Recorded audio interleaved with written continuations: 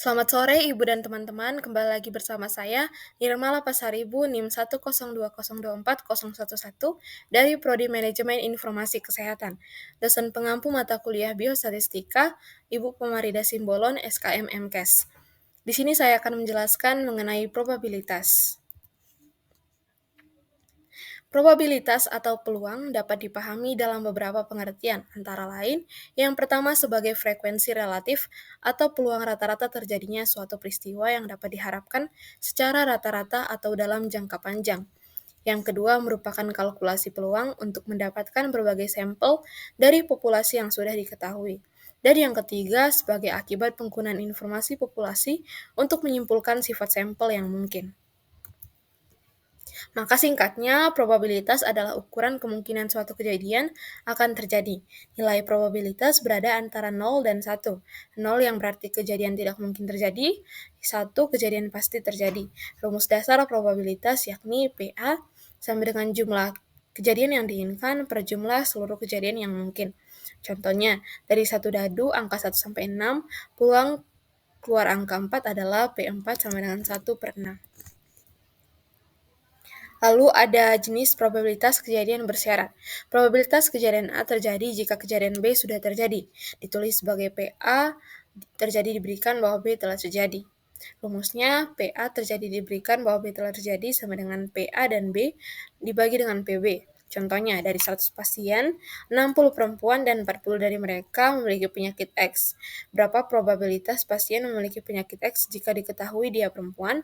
Maka caranya PX perempuan sama dengan PX dan perempuan per P perempuan sama dengan 40 per 60 disederhanakan menjadi 2 per 3. Lalu ada probabilitas kejadian bebas, yang berarti dua kejadian disebut bebas jika kejadian yang satu tidak mengaruhi kejadian yang lain. Syarat atau rumusnya PA dan B sama dengan PA dikali PB. Melempar koin, contohnya melempar koin dan melempar dadu. Peluang muncul gambar atau koin yaitu 1 per 2. Peluang muncul angka genap atau dadu 3 per 6 sama dengan 1 per 2. Kedua kejadian ini tidak saling mengaruhi, maka P gambar dan genap sama dengan 1 per 2 dikali 1 per 2 sama dengan 1 per 4. Lalu yang terakhir, probabilitas kejadian saling inklusif, yang berarti dua kejadian tidak saling lepas, artinya mereka bisa terjadi secara bersamaan. Rumusnya, PA atau B sama dengan PA tambah PB kurang PA dan B. Contohnya, dari 50 pasien, A 20 punya diabetes, B 30 punya hipertensi, A dan B 10 punya keduanya.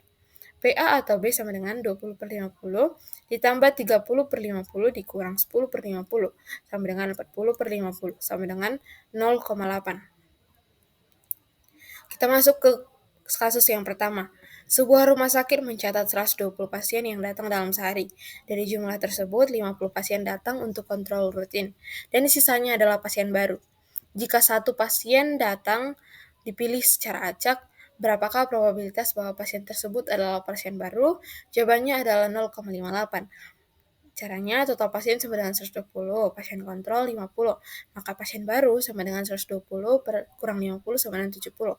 Maka peluang atau probabilitas bahwa pasien tersebut adalah pasien baru, yakni 70 per 120 sama dengan 0,58. Lalu kasus yang kedua, dalam suatu penelitian, peluang seorang pasien mengalami alergi obat adalah 0,1, dan peluang pasien mengalami efek samping ringan adalah 0,2.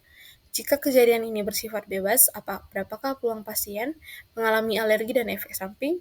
Jawabannya adalah 0,02, karena kejadian bebas, rumusnya P alergi dan efek samping sama dengan P alergi dikali P efek samping, sama dengan 0,1 dikali 0,2 sama dengan 0,02. Lalu lanjut ke kasus yang ketiga.